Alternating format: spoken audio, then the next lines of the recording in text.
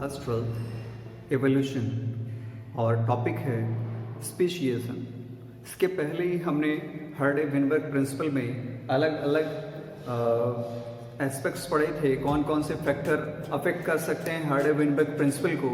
तो उसमें से हमने देखा कि फाउंडर इफेक्ट भी हो रहा है, कुछ फाउंडर स्पीसीज भी हो रही हैं और बॉटल नेकिंग भी पॉसिबल है, जेनेटिक ड्रिफ्ट हो रहे हैं। तो इस वजह से बाद में नेचुरल सिलेक्शन की प्रोसेस थी, तो डार्विन ने बताया कि यहाँ से कुछ नई स्पीसीज बन जाती हैं, या उस डिफरेंसेस में भी हमने ये समझा कि वहाँ पे स्पीसीज बन सकती हैं, ये सही है। तो उसी डिफरेंसेस के बेसिस पे जो नया एक टर्म आता है दैट इज स्पीशीएशन। तो स्पीशीएशन को नेचुरल सिलेक्शन, जो कि डार्विन की एक बुक थी द ओरिजिन ऑफ स्पीसीज, जो 1859 में उन्होंने पब्लिश की थी, उसमें स्पीशीएशन के बारे में, नेचुरल सिलेक्शन के थ्रू स्पीशीएशन के बारे में बहुत अच्छे से डिस्क्राइब किया था। लेकिन नीट में कई बार पूछता है कि हु कॉइन द टर्म स्पीशीएशन, जल्दी बताइए चैट बॉक्स में। तो ऑरेटर एफ हुक, इन्होंने स्पीशीएशन टर्म को कॉइन किया था 1906 में, 1906। Okay, is it clear? ठीक है। अब जियोग्राफिक तरीके से स्पीशीएशन, कुल 4 तरह के स्पीशीएशन पॉसिबल है, and these are what? So these are allopatric, peripatric, parapatric and sympatric।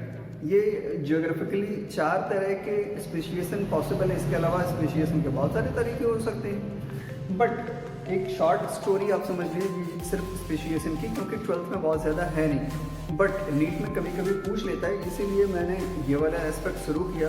एक छोटा इंट्रोडक्शन देके इसको फिनिश भी कर लेंगे। अब शुरू करते हैं एलोपैट्रिक स्पीशीएशन से। इसमें से जो एलोपैट्रिक स्पीशीएशन होता है दैट इज एलोपैट्रिक स्पीशीएशन, ये अभी तक आपने जो पढ़ा कि मूवमेंट हो जाता है, ज्योग्राफिकली आइसोलेटेड पोर्शन में पॉपुलेशन पहुंच जाती है, जो पुरानी पॉपुलेशन से ही ट्रांसफर होके जाती है, लेकिन वहां पहुंचने के बाद वो अलग तरीके से डेवलप कर लेती है खुद को। तो एलोपैट्रिक, एलो का मतलब ये होता है डिफरेंट रीजन में पहुंच जाना। तो एलोपैट्रिक स्पीशीएशन में होता यही है कि जो ओरिजिनल पॉपुलेशन, उसकी जो स्पीसीज या जो इंडिविजुअल्स ट्रांसफर होकर दूसरी लोकेशन पे जाते हैं, उस लोकेशन में खुद को अडॉप्ट करते हैं, और एडॉप्टेशन के ड्यूरेशन में, कोर्स ऑफ टाइम में, वो कुछ इस तरह से चेंज होता है उनकी बॉडी में, यानी म्यूटेशनल चेंजेस, और जीन के लेवल पर कुछ ऐसे चेंजेस आते हैं कि वो अलग तरह के स्पीसीज बन जाते हैं, अपनी ओरिजिनल पॉपुलेशन से बिल्कुल अलग स्पीसीज बनते हैं, यानी किसी भी तरह का उनमें फर्दर मेटिंग पॉसिबल नहीं है। और सबसे बड़ी बात कि वो ज्योग्राफिकली आइसोलेटेड होते हैं, बिल्कुल अलग अलग। Darwin finches is the best example of this type of category. Darwin finches, ठीक है, गैलापागोस आइलैंड पे एक एंसेस्ट्रल स्टॉक से बर्ड उड़ के अलग अलग आइलैंड्स पे गई, और सबने अपनी उस आइलैंड की कंडीशन के हिसाब से उनके अंदर चेंजेस आए, फर्दर नई नई स्पीसीज का डेवलप हो गया। तो ये हो गया allopatric. Now the next one is what? The next one is peripatric speciation. अच्छा, एलोपैट्रिक स्पीशीएशन में पेरिपैट्रिक शुरू करने से पहले समझ लेते हैं एलोपैट्रिक स्पीशीएशन में ऐसे क्या खास बात है कि जो नई स्पीसीज बनती है उसको हम अलग मानते हैं।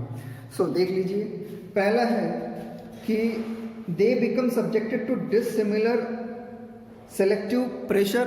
जो अलग अलग स्पीसीज हैं बिल्कुल अलग अलग हो जाती हैं और बिल्कुल डिफरेंट तरीके से बिहेव करती हैं। सेकेंड, दे इंडिपेंडेंटली अंडरगो जेनेटिक ड्रिफ्ट। बिल्कुल जो 2 पॉपुलेशन बनी है अलग अलग, वो अलग अलग जेनेटिक ड्रिफ्ट को फॉलो करेंगे, कोई एक जैसा करेंगे नहीं, क्योंकि वो वैसे भी ज्योग्राफिकली आइसोलेटेड हो चुके हैं।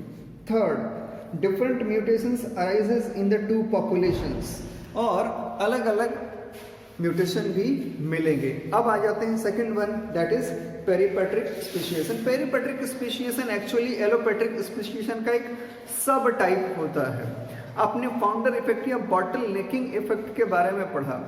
बॉटल नेकिंग इफेक्ट या फाउंडर इफेक्ट में यही होता है कि कुछ स्पीसीज, कुछ इंडिविजुअल एक पर्टिकुलर लोकेशन से ट्रांसफर करके दूसरी जगह जाते हैं, और धीरे धीरे वो अडॉप्ट करते हुए एक नई तरह की स्पीसीज में कन्वर्ट हो जाते हैं, फाउंडर की तरह बिहेव करते हैं। तो ये जो पेरीपेट्रिक स्पेसिएशन है, ये एलोपेट्रिक का मैं पार्ट क्यों कह रहा हूँ, क्योंकि एग्जैक्टली पूरी तरह से डिफरेंट लोकेशन पे ट्रांसफर नहीं होती है स्पीसीज इसमें, उसी लोकेशन के किसी सब कॉन्टिनेंट सब पार्ट में, अब मतलब एक बड़ा लोकेशन है उसका एक छोटे से पार्ट में ट्रांसफर होते हैं और धीरे धीरे वो एक नई स्पीसीज में कन्वर्ट हो जाते हैं। ऐसे में जेनेटिक ड्रिफ्ट या जेनेटिक माइग्रेशन बहुत हेल्पफुल हुआ है, यानी ये फिनोमेना बहुत ज़्यादा इफेक्ट करता है या बनाने के लिए हेल्पफुल है या बनाने में हेल्प करता है पेरीपेट्रिक स्पीसीज को।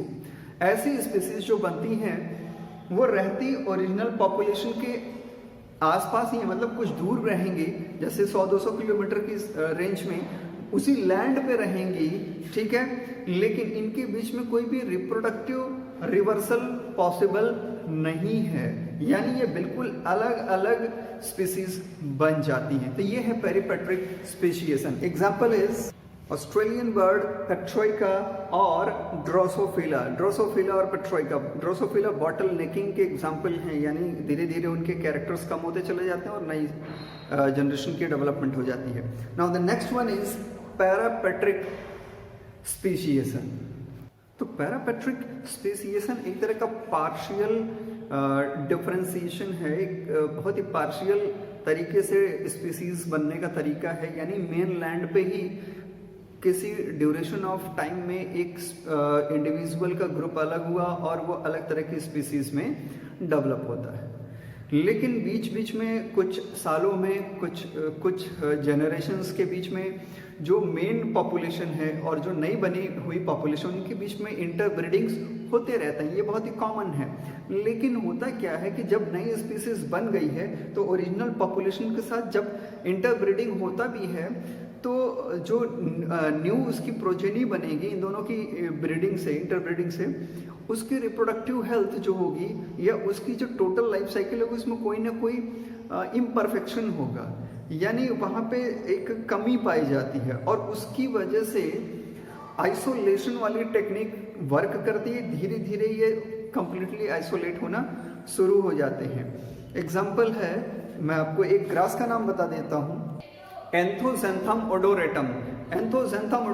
और यहाँ ये प्लांट्स में कॉमनली पाया जाता है इस तरह का जो आइसोलेशन है, पेरीपेट्रिक और पैरापेट्रिक दोनों ही प्लांट्स में ज़्यादा देखे जाते हैं। और इकोलॉजिस्ट इसकी इकोलॉजिकल नीके की बात करते हैं। इकोलॉजिकल नीके एक शब्द होता है जो आप कह सकते हैं डेजिग्नेशन को डिफाइन करता है इकोलॉजी में। ये कोई पर्टिकुलर प्लेस नहीं होता है, ये एक तरह का डेजिग्नेशन है, जैसे किसी का अलग अलग पद हो सकता है, तो इकोलॉजिकल नीके में इनका यूज होता है। Now the last one is what sympatric speciation. Sympatric speciation में क्या होता है कि एक ही ओरिजिनल पॉपुलेशन से अलग अलग बहुत सारी स्पीसीज बनती हैं और वो सभी के सभी एक ही ज्योग्राफिकल एरिया में पाई भी जाती हैं, यानी सेम लोकेशन में प्रेजेंट होती हैं, एक ही लोकेशन के फूड को शेयर करते हैं, एक ही एनवायरनमेंट में रहते हैं। इसके बेस्ट एग्जांपल है सिसलिड्स, जो अफ्रीकन कॉन्टिनेंट में पाए जाते हैं सिसलिड्स, और अलग अलग लेक में अलग अलग टाइप की स्पीसीज डेवलप हो गए। So this is all about the speciation. Thank you very much.